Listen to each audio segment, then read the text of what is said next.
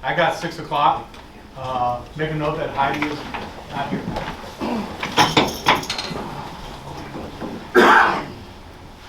Pledge allegiance to the flag of the United States of America and to the republic for which it stands, one nation, under God, indivisible, with liberty and justice for all. Heidi's stuck in traffic. She'll be here when she gets here. I need a motion to approve and adopt the agenda, please. So moved. Second. There's a motion and second. Any more discussion? All in favor? Aye. All opposed? I heard 6-0. Mary, who's doing the MSBA board report? I have no idea. So it's a surprise. Welcome to the October edition of the Missouri School Boards Association's Board Report. We begin with a look at school safety. While physical safety and emergency planning often get a majority of the headlines, bullying continues to be the #1 issue reported to Missouri's anonymous school safety hotline, Courage to Report. As students are making steady gains in academic skills lost to the pandemic, parents and educators report that some students may have fallen behind in their social development. Safe and Sound Schools Executive Director Michelle Gay says that addressing all things that encompass school safety requires a comprehensive approach from schools and communities. So we've created a comprehensive framework for school safety that really teaches making sure that you're attending to mental and behavioral health, health and wellness, physical safety and security, culture, climate and community engagement, leadership, law and policy, and operations and emergency management. That's a lot. We wouldn't expect everyone to know everything in all of those buckets, if you will, or those domains. But we hope that folks look at that and say, well, I do have a lot to offer in this area because I'm a school nurse, or I'm a school counselor, or I'm an administrator, or I'm a school board member. There's something in there that we all kind of specialize in and are passionate about. And so we bring that to the table. We bring that to the team. Michelle Gay chose to take action after losing her daughter in the Sandy Hook school tragedy. Since that time, she has focused her energy on improving all aspects of safety and security in schools and communities across the country.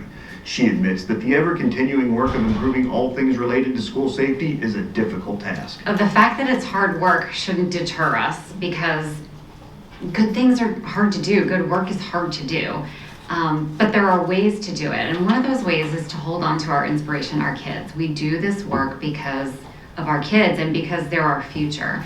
So not just because we love them and we're dedicated and devoted to them, but because they are our future. So keeping that in mind, and also remembering that we're not in this alone. We will find our way forward, we will build, and we will get better together, is something I think that's critically important for our schools and communities to hold on to during this time when it's all really hard work right now. Former Columbine High School principal Frank DeAngelis stressed that as school districts work on school safety plans, there is one key group that must be included. I'll tell you, a lot of times what ends up happening is you have people make decisions. And of course, we brought, police officers in, we brought firefighters in, we brought psychologists and social workers, including our staff and parents, but don't underestimate the power of the students. To find out more about the school safety information and resources available to your school, contact MSBA Center for Education Safety. Michelle Gay and Frank DeAngelis will both be presenting at the 2022 Midwest School Safety Summit, to be held November 2nd and 3rd in Kansas City. The summit is presented in partnership with MSBA Center for Education Safety and Safe and Sound Schools. Michelle and Frank will also be presenting together at the MSBA Annual Conference that is being held November 3rd through the 5th in Kansas City. The pair will be joined in the first general session by John McDonald as they share personal experiences and valuable insights regarding school safety. Former NASA astronaut Dr. Bernard A. Harris Jr. will speak during the second general session, and Olympian Jackie Joyner-Kersee will be featured at the third general session and banquet. The conference also includes more than 90 concurrent sessions, a one-day education expo, and much more. Registration information for both the Midwest School Safety Summit and MSBA Annual Conference is available on the MSBA website. And be sure your school board is represented at the MSBA Fall Delegate Assembly, to be held on Friday, November 4th, in conjunction with the MSBA Annual Conference in Kansas City. The Delegate Assembly will be voting on position statements that will form the basis of MSBA's advocacy efforts during the coming year. Every MSBA member school board is entitled to at least one voting delegate at the delegate assembly. That's it for this month's edition of the MSBA Board Report. Thanks for allowing us to have some time at your board meeting, and thank you for all that you do to ensure all students succeed.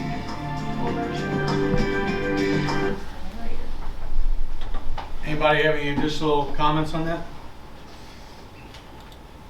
Okay, moving on. Public comments. I just wanted to suggest for the AMI, maybe if the teachers could record a lesson plan and add it to the Google Classroom, it might be very helpful for kids. I know it's on there that they're available for 2 hours for students to follow or whatnot, but some kids it might just be just as easy to look at a recording. That's all. Kyle? Good evening, everybody. So I know decisions with the new high school will continue to be fluid until bids come back and we get on contract for things. However, there's been ongoing conversations regarding widening roll curve and utilizing school district funds that are paid for a specific tax from citizens in the area. And in my opinion, allowing those district funds to be used to widen a road that is owned by the city of Wright City is essentially gifting a grant to the city of Wright City from the school district. I know there's alternative solutions that we can continue to explore, but I firmly believe that school district monies should not be used for a different taxing district. I know that we want 2 entrances for this school, but I would really encourage us to go back to the drawing board with the city of Wright City to find another solution. And if a solution cannot be found, there's going to be difficult decisions that have to be made with this multi-million-dollar project. Do we truly need 2 entrances at the end of the day to have an operating and effective high school? Ideally, yes, but ultimately at the end of the day, no. I really think that the city needs to reach out and find available grants from the federal government or the state to fund it and not rely on the school district that they just so recently pleaded to be annexed into the city limits. So that's all I have to say. Thank you. Thank you very much. We can talk about that amongst other things when we get to high school. Next conversation is the middle school presentation. Dr. Berger. Take a second to set up here for you. Heard there was a podium involved. It may have been, right? That's how we practice.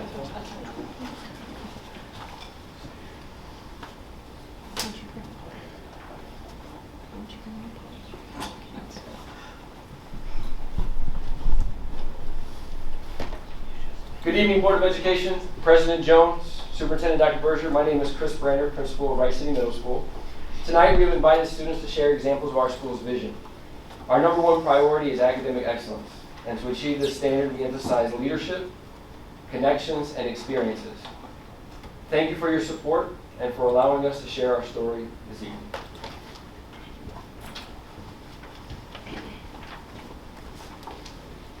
Hello, my name is Garrett Lehman, and I wanted to talk to you about the 8th grade manufacturing day. This field trip provided a very large opportunity for all students in the 8th grade body to begin thinking about future careers in manufacturing. When we first arrived, we listened to a panel of business owners talk about their experience with manufacturing. Afterwards, we were able to ask questions to the panels for anything related to manufacturing or about their job. There was also an expo set up in the gymnasium for us to go learn about more manufacturing jobs from different companies. At each station, the companies set up, they could tell us more about what they did, what job opportunities they had, what the average day was like whenever you worked there, and they also had free gifts so we could remember what their company name was. Overall, I think that the 8th grade student body had lots of fun and learned lots of things at this field trip, and I think we should do more like this. Thank you for your time and have a great night.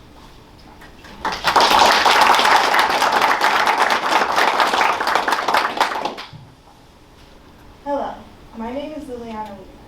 I want to talk to you about Constitution Day. For Constitution Day, Miss Fexner had the Daughters of the American Revolution lead our class. They were dressed in old-fashioned clothing and spoke in an older manner when giving us background knowledge. They were very knowledgeable about what occurred around and during the time of the signing of the Constitution.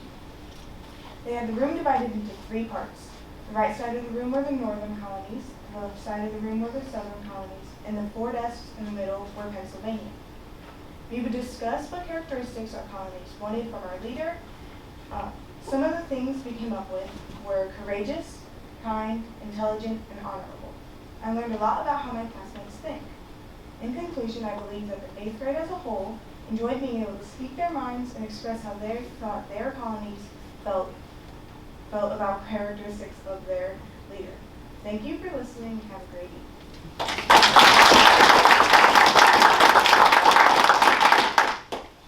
My name is Layla Bowen. I'm a 6th grader in Mrs. Bridgway's yoga class, and I would like to talk to you about what we were doing while reading a book called The Long Walk to Water. A Long Walk to Water is all about these 2 kids called Ryan and Kelsey, but the difference with this book is that there are 2 sides of the story instead of one.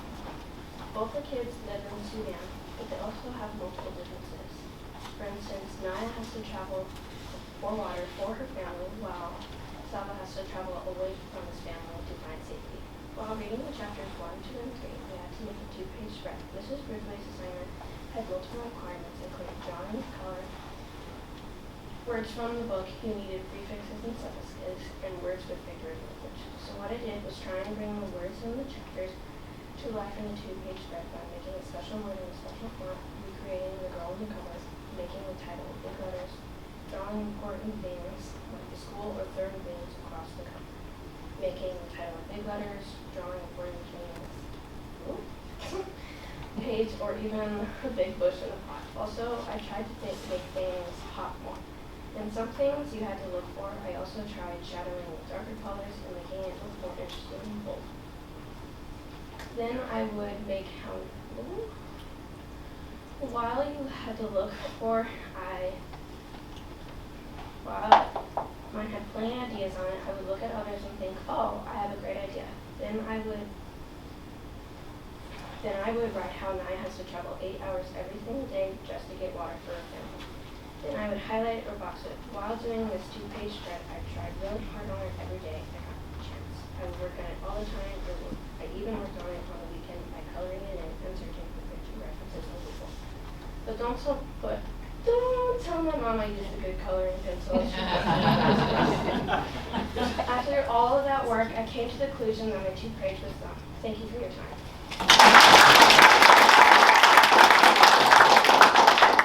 Good evening. My name is Haley Elzarov. I'm a 6th grader in Mr. Bridgway's yoga class. What has been happening in Ella is we are doing a 2-page spread. What this is about is we would take our 2 characters from the book, A Long Walk to Water. We have been reading and would tell what has been happening in the book. In A Long Walk to Water, we would tell what has been happening in chapters 1, 2, and 3. What I did was in the book, Salva was lost and did not know where his family was. So he went in the water. So as the main thing I drew on was a bar in the middle of the pages. Now on the 2-page spread, we want it to be loud. So on the outside of the book point of view, personification, setting, drawings on what's happening in prefixes and suffixes. What I've learned from this was connections between Naya and Salva and what was really happening in the book, with a better understanding. I also learned how to be thankful for my job. This 2-page spread was a great way to capture all the things you had learned before and including the connections from the book.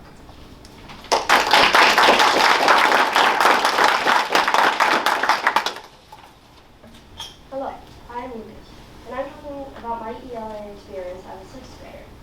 In ELA, we are reading A Long Walk to Water, which is helping us learn about lost boys, refugees, and Sudan and their living conditions in 1986 to 2008. Another thing in A Long Walk to Water is loss, because Salva lost his family while trying to escape from the war between North and South Sudan, because Muslims was a Dinka tribe that lets their people choose what religion and language they want to be and speak, to all be Muslim. And he still hasn't found it yet. He also lost his friend Mario that got eaten by a lion in their sleep. We're also learning about similarities and differences. A Long Walk to Water shows us the differences between our fictional character, Naya, and our non-fictional character, Salva. They are the 2 main characters in the book talks about the environment they are living in and how they survive being there. Similarity between us and Long Walk to Water is that we are both constantly going through loss. We can connect our learning to social studies when we get to our study of geography in Africa.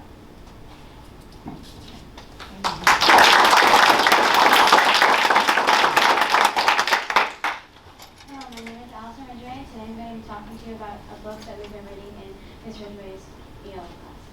So the book that we've been reading is called A Long Walk to Water, and there's this girl named Naya, and she has to walk 8 hours to provide water for her family. And there's also a boy named Salva, and he's a refugee, and he's traveling through all these camps because his hometown, his home village, got taken over by government rebels. He had to leave school in the middle of his class because he heard gunshots. And I decided to use this from the different examples that were used from a format. I decided to use this organelle one from science, and I know that I can connect that to Miss Gary's science class as well. And so I'm going to talk about like what I decided to use for their hair. So for their hair, I decided to do something different, and I decided to add a wave for Naya because she has to collect water. And for Salva, I used select words such as freedom, poverty, lonely, and lost for. I decided to use these words because Salva is all by himself and his friend in the story. The Brandon story is based in 1985. For Naya, I decided to put her story is based in 2008, and we had to provide different things such as personification, suffixes, prefixes, and figurative language. This was all part of our 2-page spread. I used some quotes from the book, and in conclusion, the story has taught me to be thankful for my family, resources close to us, unlike the kids in South Sudan. Thank you for listening, and have a amazing day.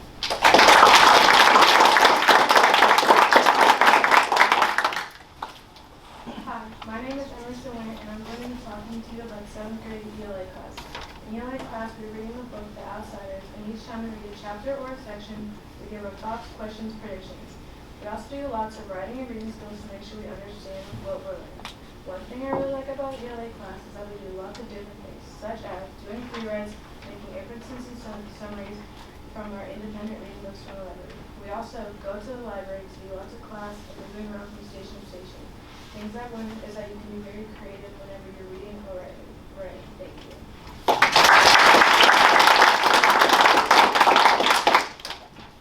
Hello, my name is Natalia from Paris, and in ELA we are reading a book called The Outsiders, which is about this group of kids, Dally, Soda Pop, Johnny, Derek, and Ponyville, that are labeled as losers based on how they act and look. There is another group called the Socialists that always starts fights with the losers. Two of the members, Ponyboy and Johnny, are attacked by the Socialists. Bob, one of the Socialists, tries to drown Ponyboy in a park fountain. Danny attacks and kills Bob. They run to Dolly and tell them about her old church where they can hide out away from the police.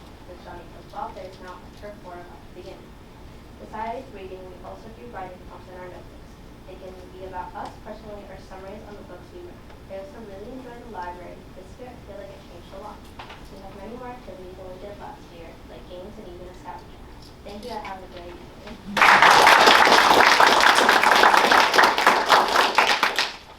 Hello, my name is Leslie Hernandez, and I want to discuss what we have been doing in ELA during these past few weeks. We have been doing activities such as stations, reading sprints, and a glow-in-the-dark day. During stations, every pod would separate and go to a station that would have a theme or inferencing in them, and different questions. We would have a set time to complete what was being asked, then go back into groups and share our answers.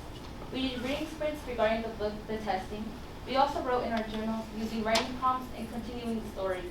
If we wanted to, we would share what we wrote and give feedback. On October 6th, we did a glow-in-the-dark day, where we would highlight things that included foreshadowing. Overall, we have been learning about theme and inference, as well as foreshadowing and how to become very good writers, and make whoever is reading know what we are writing about. Thank you for listening, and have a good evening.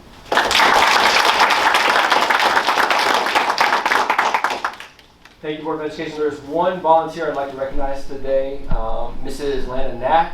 If you just want to wave, I know she's shy. She has been organizing I just found out for over 6 years our Operation Backpack, and that's time on her own, and we really appreciate the service that she provides. So thank you, Mrs. Mack. Mrs. Thompson behind you, a little plaque. If you want to reach behind you on the counter, and then we can maybe take a picture for them. I don't know how that works. But are there any questions at this time? Any questions for the students?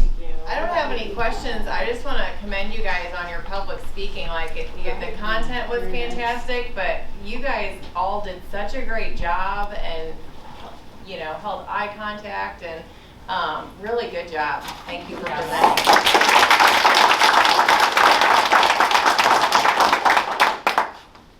I enjoyed the student that was able to tie a science class with her ELA class. I thought that was, I even wrote that down, science class. So I think that's neat the way in the middle school you're trying to intersperse the curriculum together.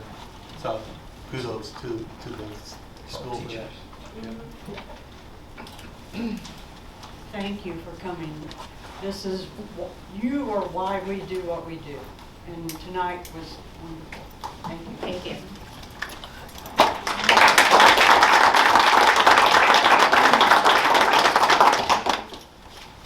Before we go,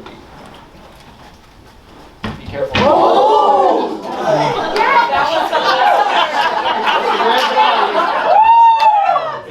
Be careful. Put the crown back on. And Austin, you just sat there.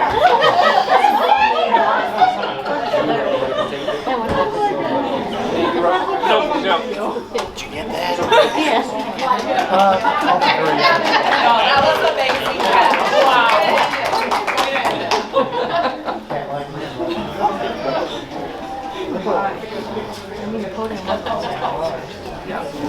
You will buy a new podium, right? I guess so, yeah.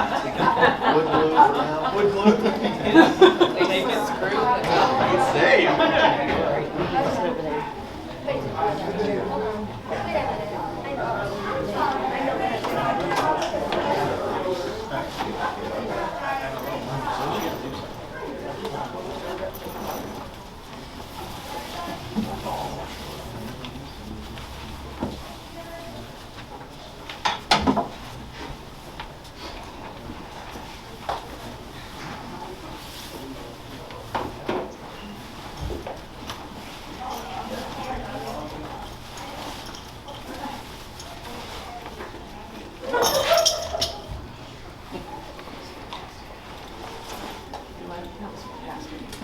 That's a pretty good catch.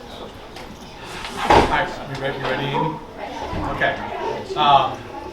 The next item on the agenda is the CSIP reports. Does anybody have any questions about the West report?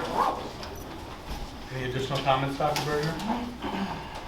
How about the high school? Any additional comments?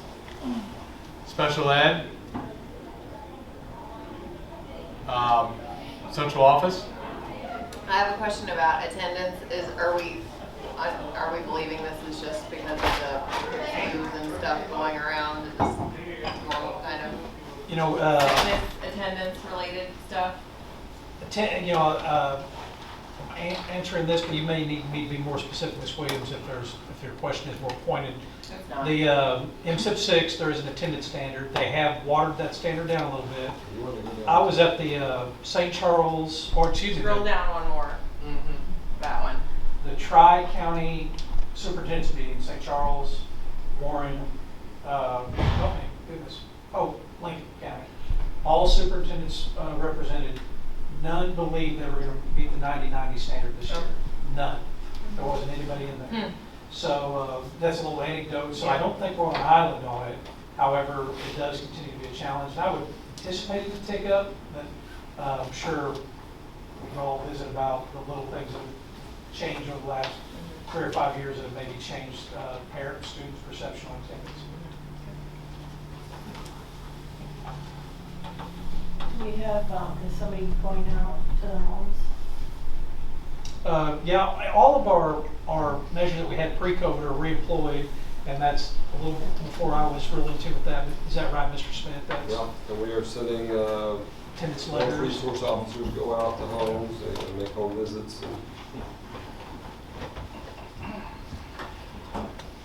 Ironically, when we had our evidence-based workshop the other day with the parents and all that, the attendance was one of the items that, you know, we addressed as an ongoing need.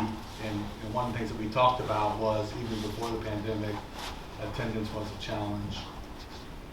So, you know, I think it's something, you know, we got, our current CSIP, I believe, addresses attendance. Our current does, yeah. Yeah, and so, you know, we're getting ready to do our CSIP again.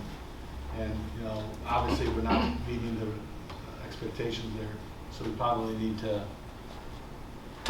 think of something else or outside the box, what we can do for that. But anyway, I would concur with what everybody's saying. East, anybody have any additional comments on East? Oh, I'm sorry, did anybody else have anything on the central office? East, anybody have anything on East they want to bring up? In the middle school.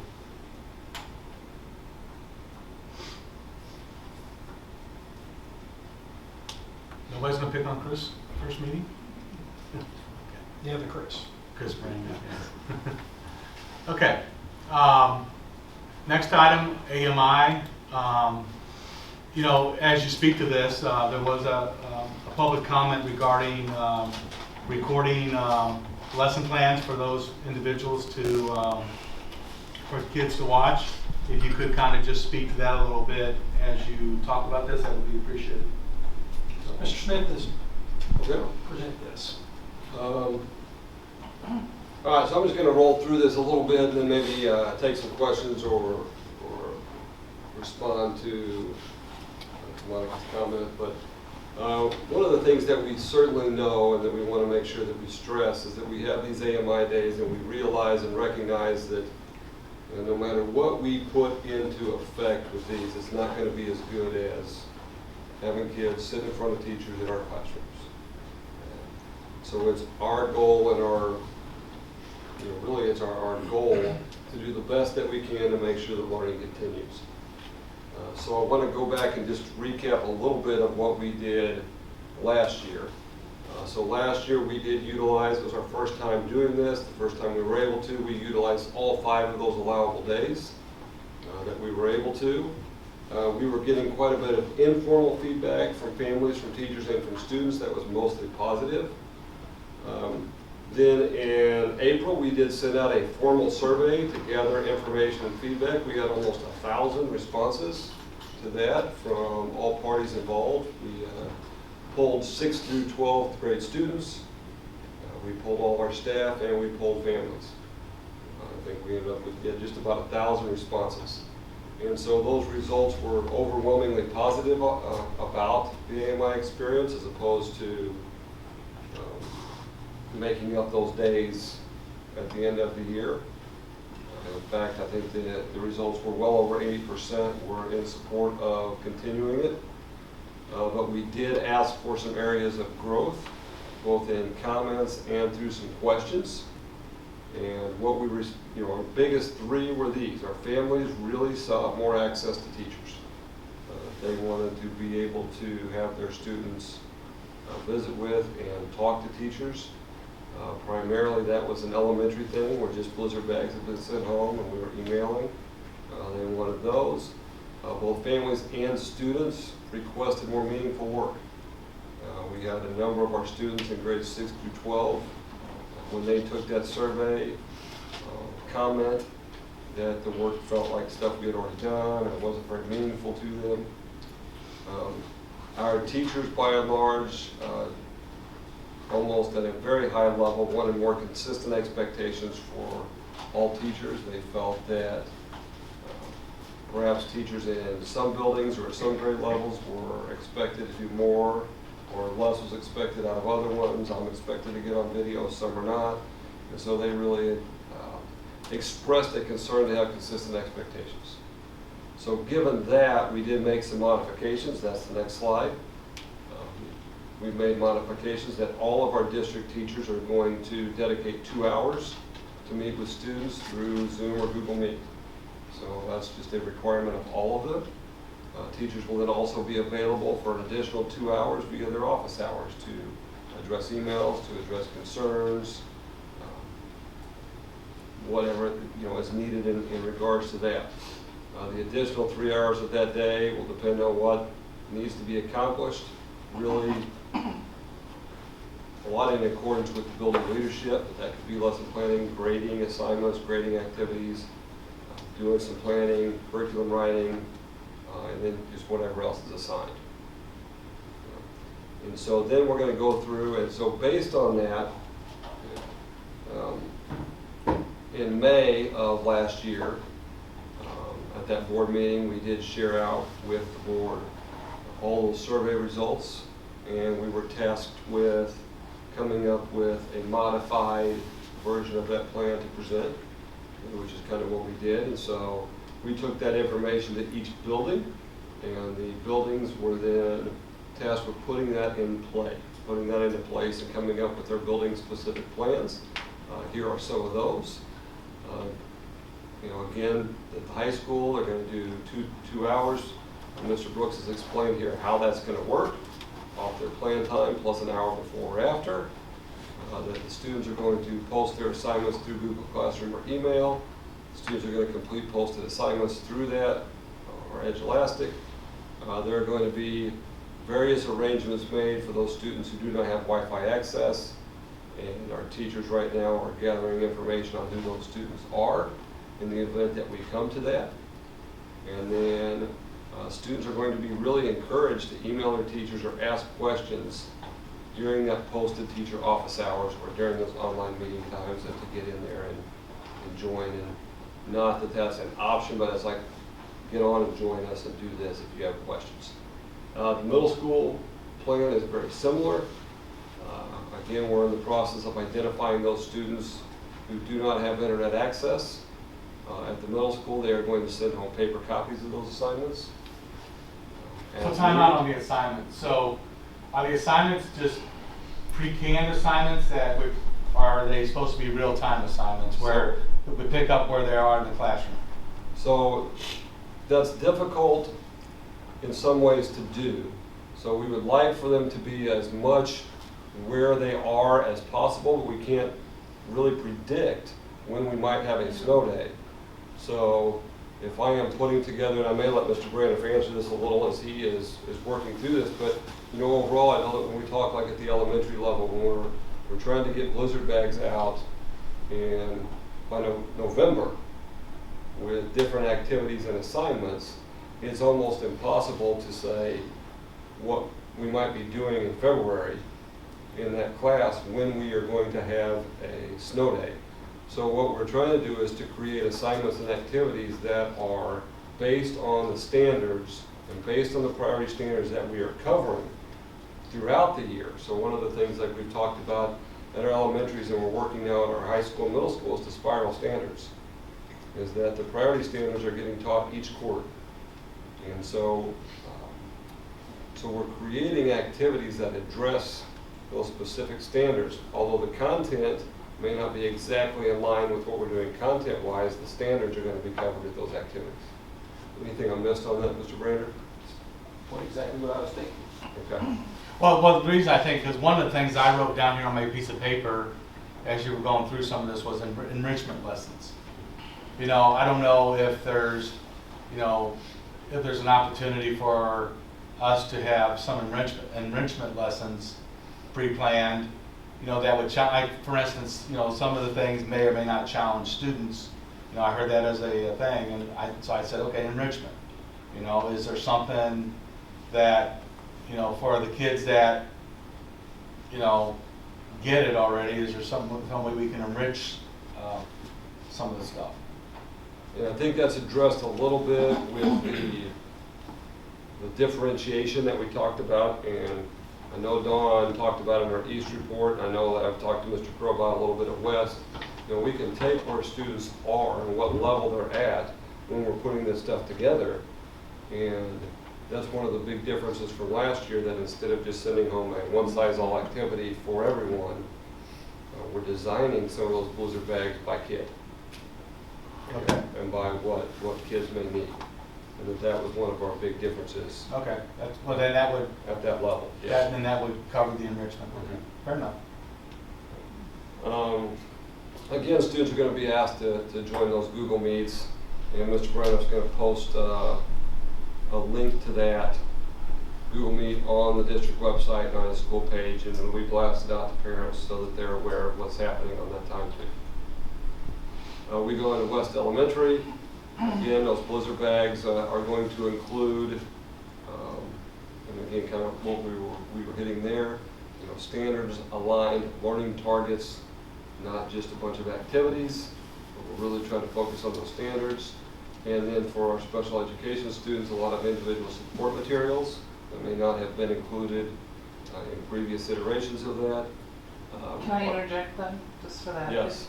It's based on what their goals are in their IEP, so they're getting specific work that's targeted, so each blizzard bag is specifically designed for that student.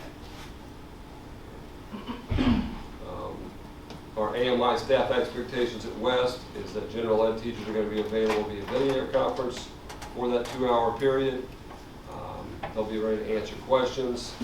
Ed teachers are going to spend 1 hour with their cooperating teacher during that time, and then they're going to spend another hour providing virtual study hall to allow students to access specific IEP goals.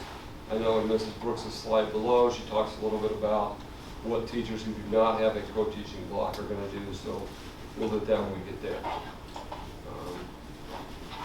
When we get to East Elementary School, again, that first bullet is kind of what we were just talking about, Austin. We're going to have differentiated work aligned to the MLS, with really an increased focus on early reading and math skills.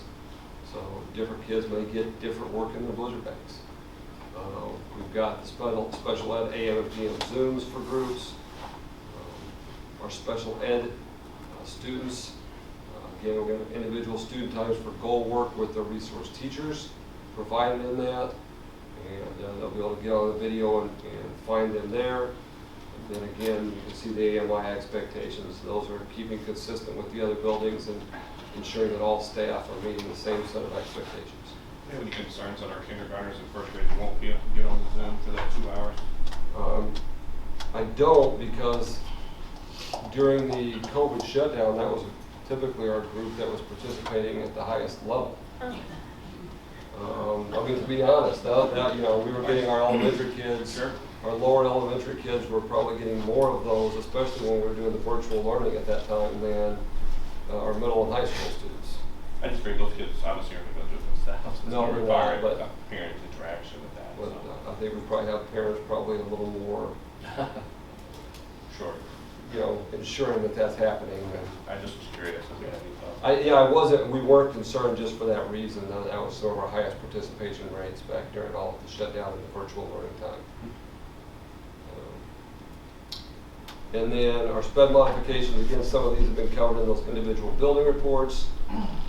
You can look through those. Again, we're going to have AM and PM Zoom for group circle time, individual student times for goal work, supplemental goals for individualized work in blizzard bags.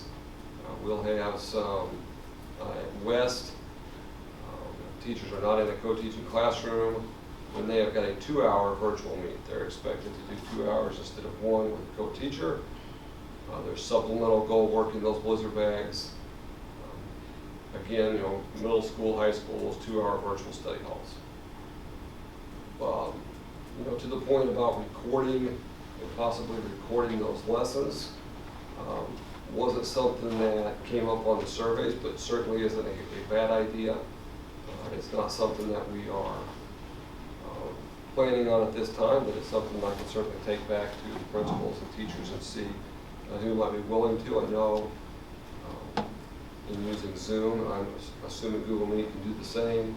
There's the possibility for recording those. Depends on how many students get on and access those things too. We could record some of those sessions. Well, so I would think from a logistics perspective, in order to record something, you'd have to have, a camera and a microphone, and then you have to be able, from your home or whatever the thing is, then you'd have to record it, and then you have to be posted to a website, or to our website, or whatever, for someone then to view at their leisure. I don't know what our infrastructure looks like for that. I don't know if the teachers have the equipment, because, you know, in order to do a quality, you know, thing, you're gonna have to have a nice microphone. You know, you can't just use the microphone on these laptops to capture that audio. So, I mean, so one of the things you would want to look into is, you know, what type of AV stuff would we need for the computer, you know, a USB mic or what, or a headset or something where you could capture that, because I know that's going to be one of the challenges. And then the other issue is the camera. And then the third thing is, a lot of times when you're giving a presentation, you want to be able to point to something on your screen. I know Macs have the capabilities where you can put your picture in the bottom right hand corner, and then you can show something on the computer screen and use your mouse and stuff like that. I don't know if we have if Google Classroom can do that or not, or whatever. So you could, you know, point, like if you're doing math, for instance, if, you know, we have those capabilities to point to something, you know, record the screen simultaneously with you know, keeping your picture in the bottom right hand corner or something like that. Again, you know, and a lot of that comes back to the adeptness of the person who is working the equipment too. And so, like I said, that's something that we can take back and discuss as a team. At this point, that's not part of the plan for this year, but that's something that we can talk about when we get into a meeting. Well, and I think PD is something you're going to have to think about as you go down that route. And then could Andrea's team support something like that in terms of teaching someone how to do that? Well, I'm not saying I'm against that, or, you know, that it might be beneficial. Definitely worth looking into, but I see the benefit of participating live on the Zoom and not depending on a recorded thing, because it's just like sitting in the classroom. When you're on Zoom, you're with the other kids and you're interacting. If you're watching just a video, then you're not getting some of the benefit of that. I like the in-person, obviously, but I like the idea of the recording, because I think if I'm at home as a parent trying to teach my kid, wouldn't it be nice to be able to look at that again and say, oh, that's kind of what they meant. So I think it's a relearning tool. We utilize that at the college now, so I think and maybe the technology is certainly going to be the opportunity for us, but then we look at what's the investment in that and what's going to be our return. So I like the idea. I think it's a good idea. I think it's certainly worth the exploration, me personally.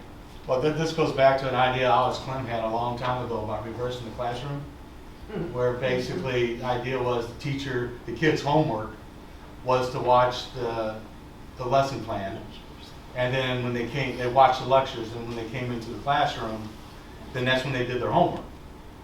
And then the idea that Alice said at the time was, like, for instance, you know, if a teacher can catch a kid doing something wrong in math, it's a lot harder to have a kid unlearn the wrong way to do a math problem than relearn to do it right.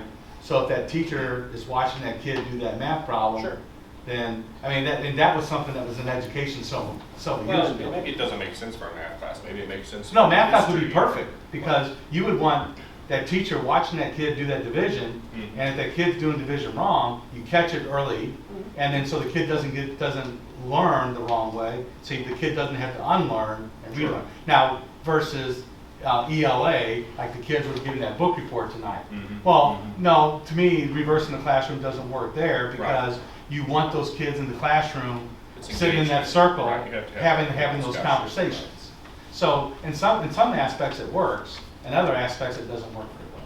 I just think you can utilize it as a resource, and if, you know, the whole idea here is to enhance learning, why not give them an additional resource potentially that could help, at least explore it. Yeah. I mean, may determine it doesn't work. I don't know.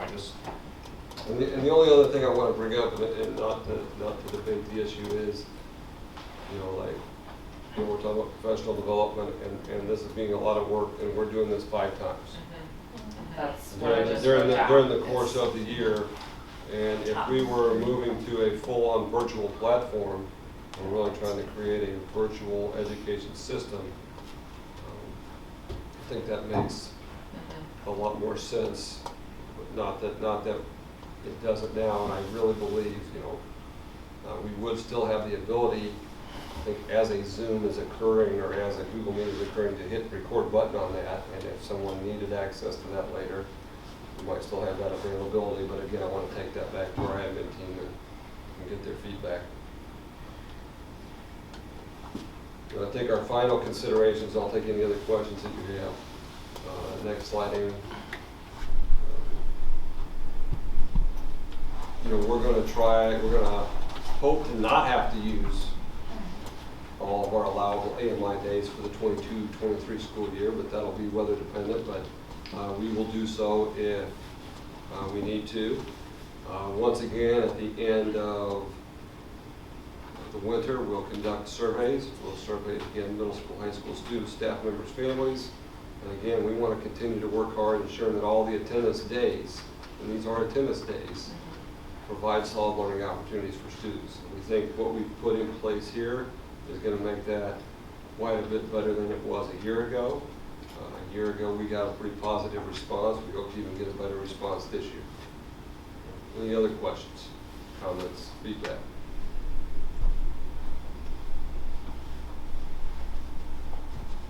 I asked my questions already. Alice? I'm okay. David? Mary? Good. Good. Fine for now. Good, thank you. Okay, next item on the bond architects. And again, we had a public comment about Relco Road. So if Chris or somebody wants to address that, this would be the time to address Relco Road. So I'll let you take over, Mayor. All right, certainly part of what Brianna, we've asked her to come back in, because construction documents haven't evolved too much since the last meeting, although they probably will a little bit right up to the time we send those out. But was to review some things, but also then an opportunity for any questions that the board might have. So some of this stuff will look a bit redundant from previous meetings perhaps, but trying to highlight a few things from those previous presentations. So, Brandon, thank you. Before you go, is that microphone active? Yes. So you want to come get that so you people on the Facebook can hear you, please? Thanks, Brandon. All right. So this is going to be a pretty quick update. There's not too much to talk about this month. Update to the construction timeline. The bidding documents for the new high school and Fort East are both out, and bidders are looking at them right now. We did have a pre-bid conference yesterday, and then bids will be due back on November 10th. East should be completed around August of 23, and the new high school late October, early November of 24. And then the existing high school and the admin building renovations will go out to bid in July of 24. Those will estimated to be completed in the high school renovation for July of 25, and then the admin renovation for December of 25. Can you explain what a pre-bid meeting is? Yeah, so that's, so we've already sent out our drawings and specifications for bidders.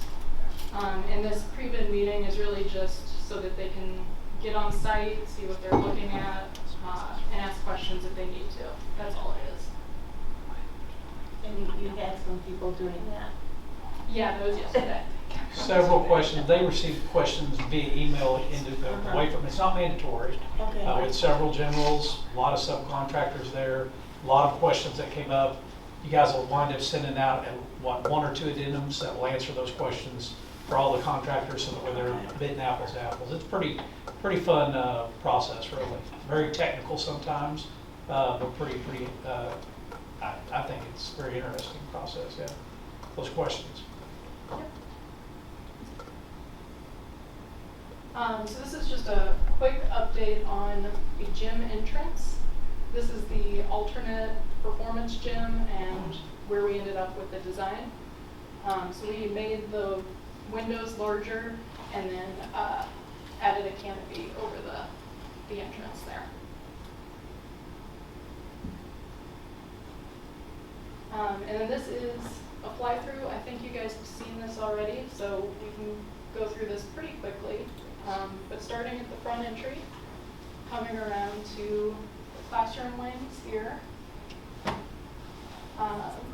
And then this right here is the storm shelter gym. This is that performance gym we were just looking at. And then the cafetorium is right here. These are the ag shop and classroom. And then on this side, this is where future phases will plug into the building. That's the library, more classrooms, and then we're back to the front.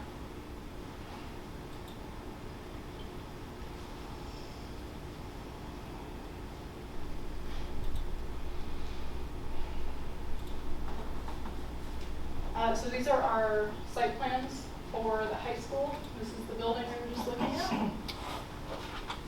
This is the football stadium here. This is another alternate. And then the baseball field and softball field over here as a third alternate. So they're not part of the plan yet?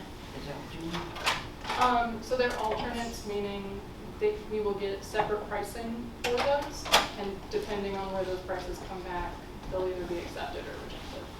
Is there 3 alternates? Is that right? There are. Yeah, the gym, football field, and the softball, baseball complex. Or yeah. Yep. That are the 3 alternates in bid package 1. And then this is the addition at east here that is also a storm shelter. And that's really it for tonight. We should have bids back for next meeting, so we'll have more to talk about then. November 10th, be here at 3 o'clock for the opening. Any questions for Chris or the architects?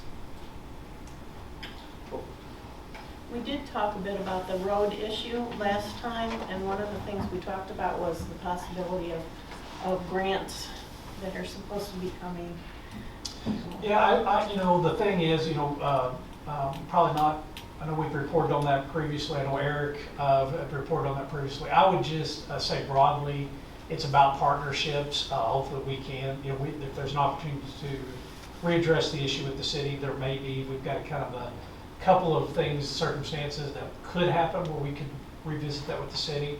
But, you know, there are 2, off the top here, 2 other partnerships that are certainly connected to this project that I think, one is the East-West Road, and so I know that is on the city's radar in terms of how much they may help support that, and I think that's reliant on some grant funding.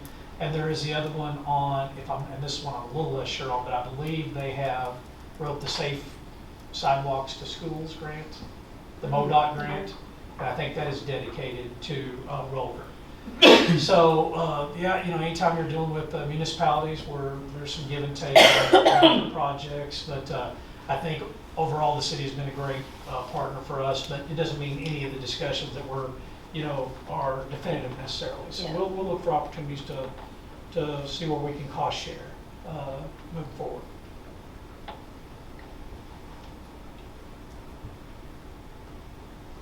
All right.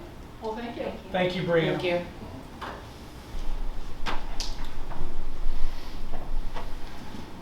Okay, next thing is the Narcan access. Any more questions for Dr. Berger on this one? I am so glad we are coming back to look at that again. Yeah, we are revisiting it and when we get into things in the health realm. Though I'm a doctor, I do Play one on TV. whenever I go into Nurse Kelly's office, I always tell them that they really want to be talking to me. I'm the one, and it almost gets a smile out of them sometimes. But Kelly is offended by it, but only for a little while. But so we have brought Kelly in to answer any questions you have. But you know, fairly, I think, self-explanatory on this, and a little familiar to the board anyway, because we had visited this before. I think, not to beat the board to the punch, but one of the questions that we kind of vetted out was, liability issues. Dr. Ways ran that down and found that that is not an issue. So our music, Missouri United School Insurance Council does cover incidents that would fall into that. And as we all know, largely health, educators, police fall into sovereign immunity largely. Now there are exceptions to that if you're negligent, but so we felt good going about that question prior to having it confirmed with music. And maybe, was there anything else that we ran down, trying to anticipate the board questions? No, I mean, Kelly ran down training and cost and things like that, and all that's. Yep. So she's prepared to answer any of those questions. I remember last year at the, at one of our MSBA meetings, I talked to somebody that mentioned that there was free available. Yes, so there is a program, Narcan for high school. So it'd be free for the high school, and then the middle school, it's any additional doses that you want to order, it's $75. So it's fairly inexpensive when we're talking about a life. Do you remember how long the 3 year shelf 3 life. year? Oh, So that's yeah, so fantastic. it's even less when you think about Yeah. that we're only going to be purchasing it every 3 years. Sure. I think this question was, I'm sorry. You're right. This question was actually in the board packet, and I apologize, I read it, but I don't remember. Was there, do we see any value in having at least one available at the elementary schools?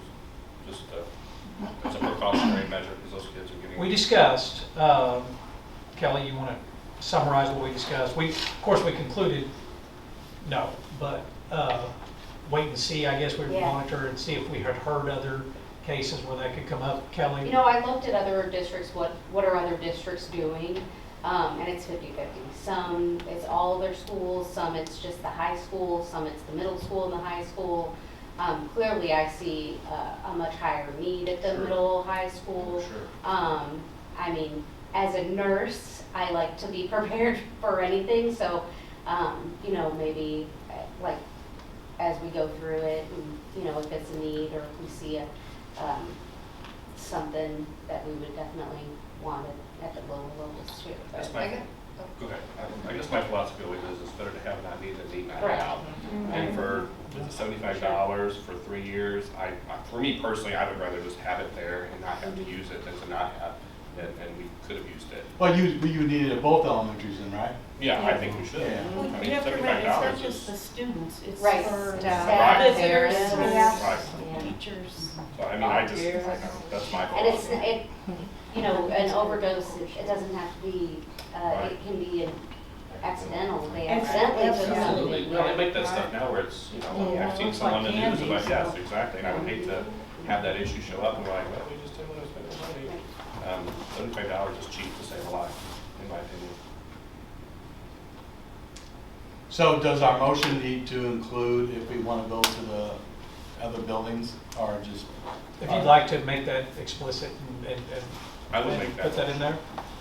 So what is your motion, Michael? I would make the motion that we maintain Narcan at middle, at the high school, at east, and at west elementary. High school, middle, east, west? Or maybe preschool too, at the early education center. $75 is. Any district. I'm willing to raise $75 if I have to, for this. And then central office? Yeah. Michael on the hook. So that's 6 buildings, so basically all the buildings, like Heidi said, Yeah, all the district-wide. buildings within the Yeah. district. I'm sorry. No, you're fine. I have a question, just kind of going back to the liability. I know we talked about this last time, but I don't remember the answer. So if we have this available, is there or are we on the hook for being able to administer it to anybody who is on our property, say at a football game or something where we don't have somebody trained to be able to administer this? It's gonna be locked in the nurse's office, that's where it's gonna be kept. Which So the if we nurse's don't have office a is nurse full. there, Yeah, correct. does the district have liability of having It's this and kind of not the being same able thing. to, not being able to administer Yeah, it? it's like the same thing as like our EpiPens, we keep those locked, and they're accessible during the school day for the students, so, I don't think so. If it's not available in a locked place during sports, it's not available. You also have the police department, fire department. Yeah, there is, the ambulance usually is at most of the games, so, yeah. Yeah. Okay, so the motion was, Can I- well, let me, well, we had a motion on the floor. Did you finish it? No, well, we were getting there. And then, so, Michael, your motion is basically all the buildings, correct? Yeah, I can hold off on the motion and let Alice talk though. All right, so you want to hold, well, you already made the motion, that's the problem. Take it back and I'll remake it. second that. Okay, now we have Now we discussion. Okay. Okay. If we have them at all the buildings, we need to have somebody go through the training at every. Correct. And obviously, we don't have a nurse, in this building all day long. But anybody else can do it. It doesn't have to be a nurse. Okay. Yeah, anybody, the training is pretty simple. Yeah. It's 5 or 6 videos. Yeah, exactly. And it's not something where accessible. if the person actually didn't need it, it's not gonna hurt them to have the naloxone. All right. One So, more thing. go ahead, David. Why, so in your recommendation, you only recommended the 2 buildings.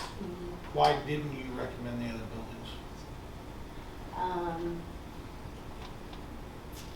Do you not feel there's staff or? No, there's staff. I mean, I am supportive of the motion. I'm happy to have it Of all the buildings? in all the buildings.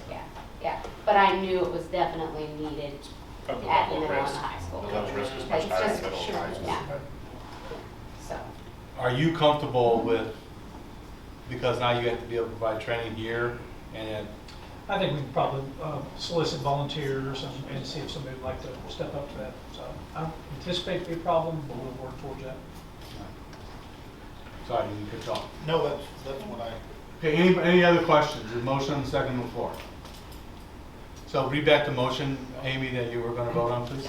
To maintain Narcan district-wide to be administered to any student or staff member reasonably believed to be having a drug overdose. Student, staff, or patron. yeah. Did I hear patron in there? I would say we could have patron. Yeah.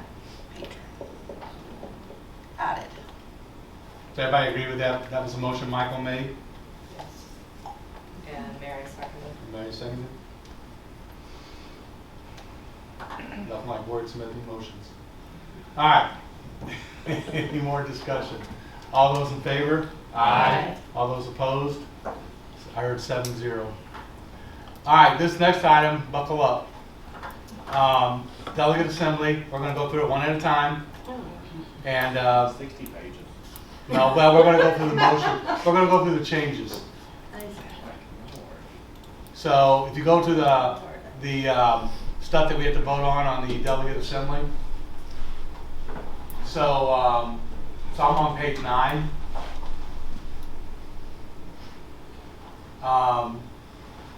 So that basically says, what we're looking at or whatever. I agree with it. Okay, so on page 10, the proposed amendment number 2. Mary, you want to take us through this, please? This one is, it has to do with substitute certificates and meeting the substitute. And that one, that's a good one. I think that's a good one, so. So is everybody okay that I vote in the affirmative on this one? Yes. Yes. Okay, next up, Chris, or whoever's running the board up there. Proposed amendment number 3, Mary? This one has to do with foster care and. No, we're off one. Our substitute employees. Substitute employees was number 3, and now foster care is number 4. Okay. So we're talking about number 3 right now. We already talked about But that's when what we just talk talked about I number was 2? going ahead. On Amendment 4, it has to do with foster students, and we agree this is a good one too.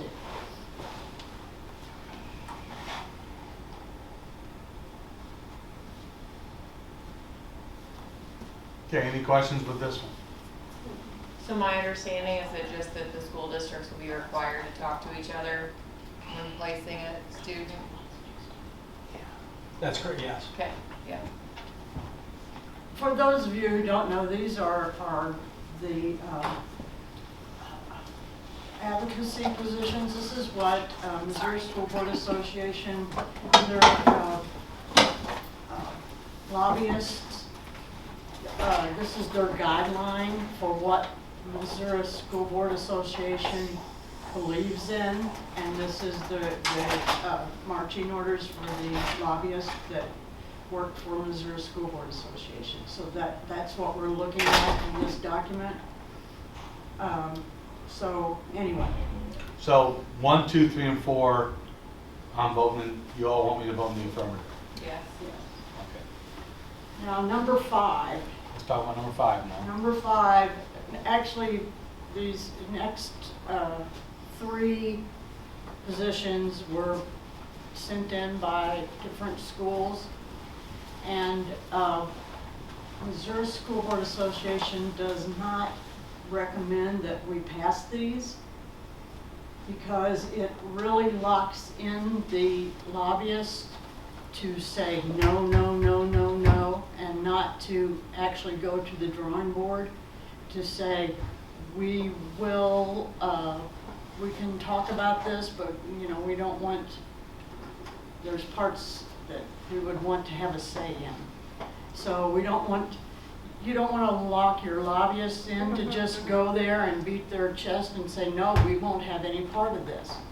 Because if it passes, then that takes them off of the drawing board and doesn't put them in any, they can't do any negotiations to make things in the direction we want them to go. And So these are all pretty much related to open enrollment. Right. The idea that any Yeah. kid can go Yeah, and anywhere. it kind of takes some local control away. One of them does. One of them is just the open enrollment. And I think number 7 actually would not even be okay by law in the federal government. Well, now, remember what it said in the special instructions. It says state and federal, and these can't happen in the federal at all. So and it takes the local control away. So what's going to happen is if proposal number 5 approves, then basically number 6 and number 7 won't be voted on. Right. Okay. So let's talk. Does everybody agree about voting no on amendment number 5? Does anybody have any concerns? Yep. So everybody says no on that one. Okay. Then number 6. Is awful. Yeah. Seriously. Yeah. Who dropped that up? Let's go here and there. Well, basically all they're doing is adding that red line to it, right? And they're putting a Right, which, I'm sorry, extenuating circumstances? Yeah, We're just gonna ignore everything? We feel that the school should not have that May 1st deadline there. So, anyway. Okay, so I'm gonna play devil's advocate with you. So I hear you. You know what someone's gonna come up in the delegate assembly, they're gonna say, okay, what date would be acceptable? So let's say that. None. How do you know when extenuating circumstances are gonna happen? That's what we didn't. No date is How can you acceptable. say a For me, date? it's not the date, it's It's the extenuating family, it's the child, it's Okay. their education. That's fine. Use H1, I would still say no. So bottom line is, I'm voting no, regardless if someone changes the date to April 1st or. No date. Okay. All right. I just want to make sure I understood the board's wishes. You know, there was some controversy because last year when the Missouri School Board Association didn't put a hard no on one of One of their positions? No, on one of the bills, Okay. and, you know, we didn't put a hard no there. We were like, if we say hard no, it takes us off the table. So if we can say we will work with you, that keeps us at the table.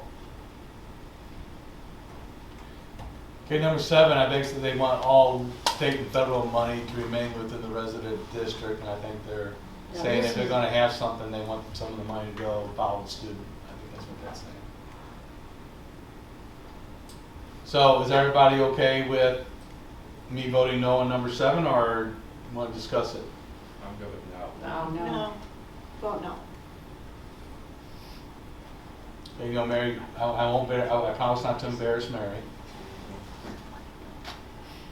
Okay, that was it. So 1, 2, 3, 4, I'm going to vote yes. And then 5, 6, and 7, I will vote no. Okay. Anything else? Is there anything else? Are we allowed to bring up something on the floor, Mary, or not? No, you have to have submitted your changes. And we did. When we went, we talked about that. Yeah, we already. talked about it. So we didn't make some other changes. Okay. Okay. That's all we need to talk about that. I know what to do. Chris, the annual Secretary Board Report, ASBR. Yeah, we've been doing this the last 3 years. I think it's another good time to go in and look at an overview of finances. When we close the year in June, we have a pretty good idea where we're at. The ASBR is submitted by August 15th. We have a good idea. Those two should be pretty close. There can be some differences. There's not typically a difference between this and the audit that you will approve formally December, maybe. It's probably, I don't know when we have it slated, but when Rebecca gets done with it, she'll bring that around. And so the ASBR is going to be really probably identical to the audit. However, every now and then you can have a slight change. So we'll look at this document, and I presented a little longer version of this in previous years. I wanted to focus on one element of it this year. So it's a little briefer presentation at home, but I won't read that to you, but there's some of the reasons why the ASBR, formerly known as the FD5, exists. So we're talking about, I should have also said, all that relates to FY22. Last year, even though we're in FY23, we closed the year in June.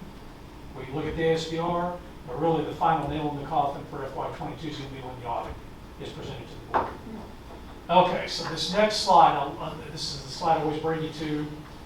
Summary, ASBR summary. If we looked at any given district in the state, we could look at this one slide, this one chart on anybody's ASBR and tell quite a bit about the district. So to orientate you to it just a little bit, if you look up at the top where it says General Fund, Special Revenue Fund, Debt Service Fund, and Capital Projects Fund, moving horizontally. General Fund, everything's out of there, except for teachers' pay and insurance benefits out of Fund 2. Debt Service is general obligation debt, not lease purchase, but general obligation. When you approve general obligation referendum, as we did last year, then that's going to hit there. Capital projects is typically, we'll say, expenditures of $1,000 or more. So non-recurring expenditures, but there's a little gray area in there.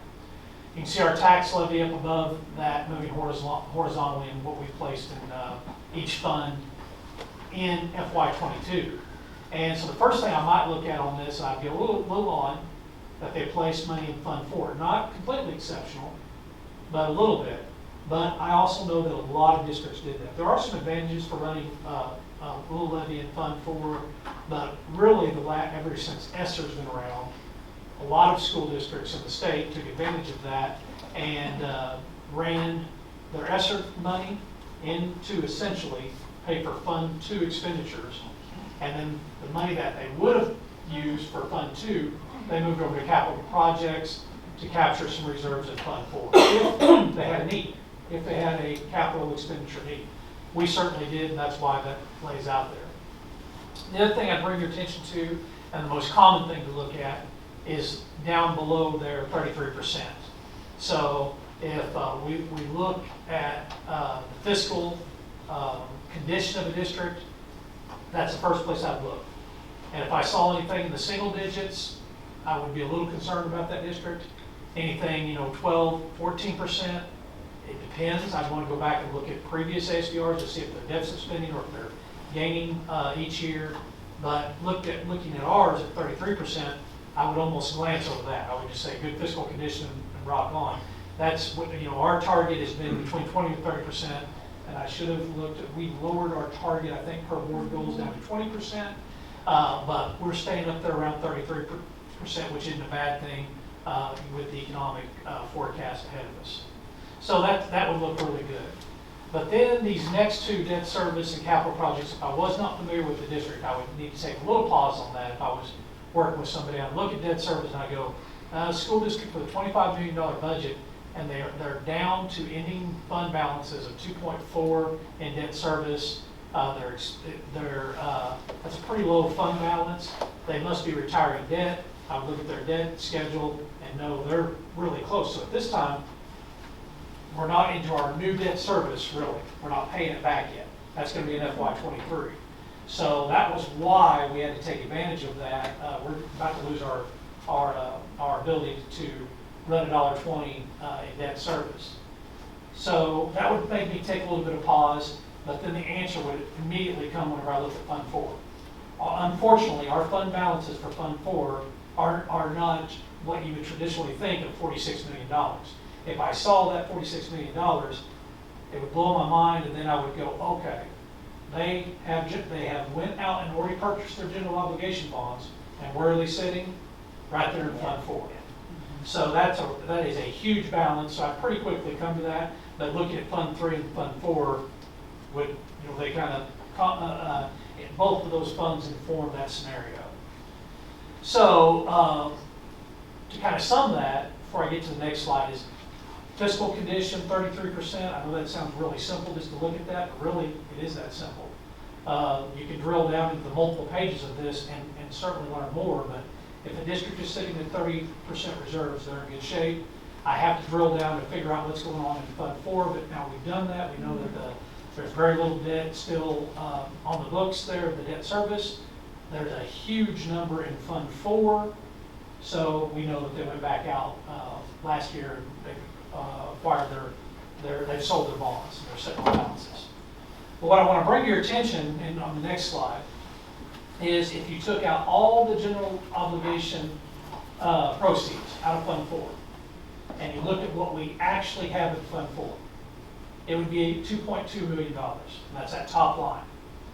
And so looking at that historically, the district has done a pretty good job of building their Fund 4 balance. Now, if you've got no facility plan that calls for expenditures, you say, why are you building balances there? We certainly know that we've got a need.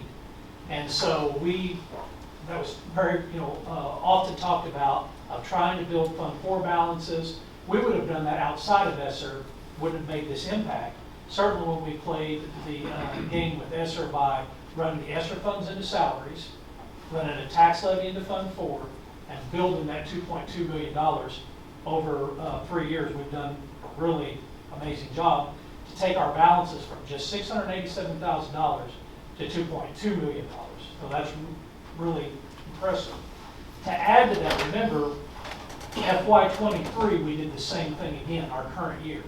So what we would expect is that when FY23 closes, outside of something catastrophic, we're going to increase our balances another $1 million approximately.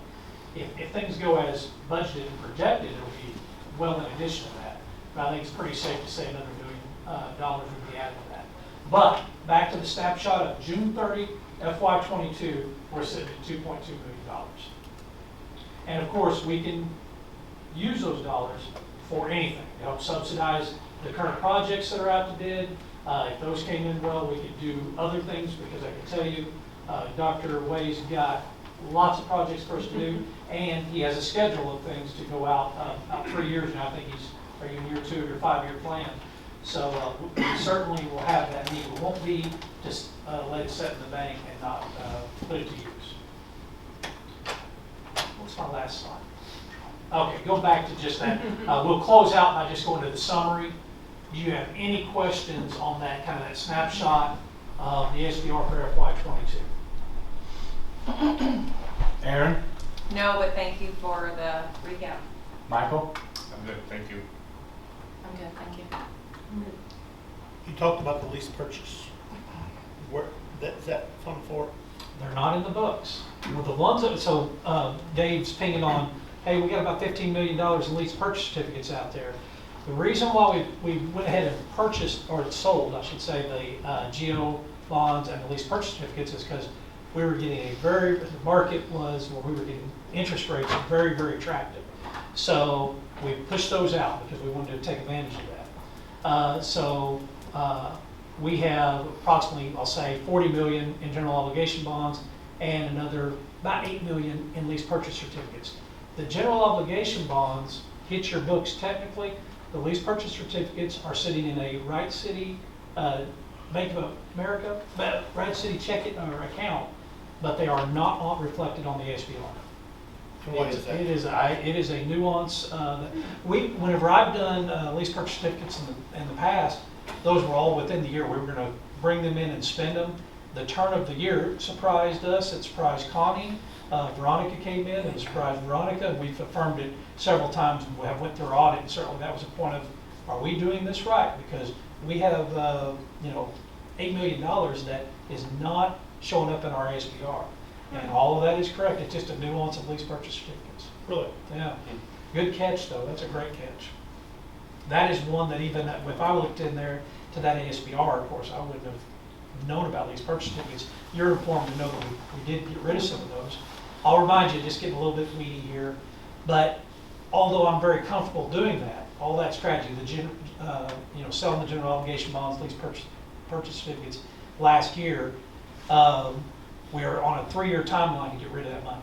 So it presses you just a little bit. We've got to rock and roll. Typically, you wouldn't sell those certificates or bonds until you're pretty close to the time to go. On top of that, and then I'm going to shut down because now I'm in the weeds a little bit. We're projected, so as we brought in that $46 million in our lease purchase certificates, we did temporary investments with that and have capitalized on the increase in interest rates. I got a report yesterday confirmed because when she sent it to me, I sent it back and with clarification. As of January, out of those temporary investments, we have an additional $2.1 million earned.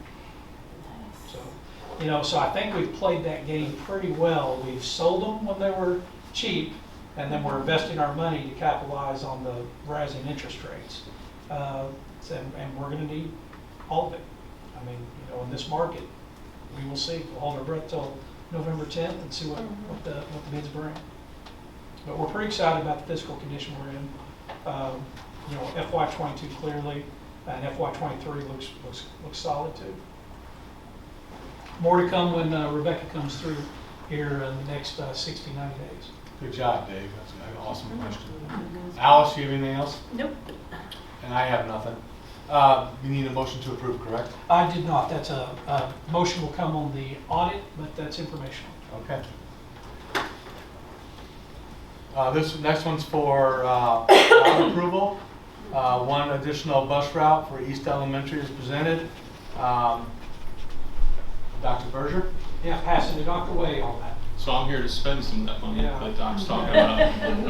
As we talked in August, we have 26 routes, same as we ended last year. We also talked about adding some routes if things occurred this year, especially at EC. We always add some kids there. But our ridership district-wide is up about 17%. And a lot of our kiddos in the K1 building, we're at that 60-minute target. We don't have some monitors on there, and so we're trying to break up those 4 or 5 routes into an additional route to get them back under that 60-minute and to kind of lessen or keep the load a little down on some of those buses. So that's why I'm asking you for the additional route this evening. I put in the worst case scenario financially that we would start this November 2nd. Obviously, we need to do some communication with Echo Ride and East Elementary parents and stuff. So the worst case scenario is if we get approval, we would start that November 2nd. If we didn't think we can get that done, then we would push that back a few days, and it would cost us less than what I have up there. And Echo can find the bus driver, right? Yeah, I mean, let's don't even talk about bus drivers. I mean, bus monitors, let's talk about that. If we can get some bus monitors, that would be good. Any parents want to just jump on the bus with their kid, we would love to have them. But we have been very, very lucky with bus drivers this year. Aaron, any questions? Nope. You kept Aaron happy because we're under 60 minutes. Thank you. So, and in all seriousness, anybody have any other questions? Any idea why ridership's up 17%? That seems pretty intense. We are up, was it 150 kiddos or so? We are up. And so this puts us up about 200 and something kids ridership wise. So yeah, we are just seeing a lot more on the buses, K-12 even. So what is our enrollment? 1749, I think is what was on the report. Yeah. Yep. Holden too, 1750 maybe last month, it was one off, so yeah, Thank you. I'll make a motion to approve the bus route. Second. Motion and second, any more discussion? All those in favor? Aye. All those opposed? We're down to the consent agenda. Please take a quick look at the October employment. Make sure you're not related to anybody.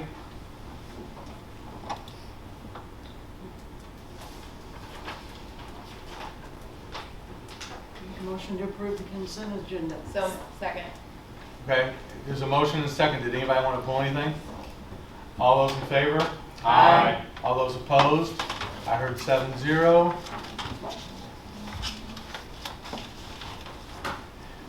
In accordance with the provisions of Section 610.021 of the Revised Statutes of Missouri, the R-II Board of Education will be in closed session in order to discuss 13, individually identifiable personnel records, performance ratings, or records pertaining to employees or applicants for employment. 14, records which are protected from disclosure by law. I need a motion to go into closed session. So moved. Second. I have Alice seconding that. Any more discussion? Roll call starting with Austin. Yes? Yes. Yes. Yes. Yes. Yes. Yes. Okay, at this moment we will terminate the Facebook feed. Thank you very much for listening.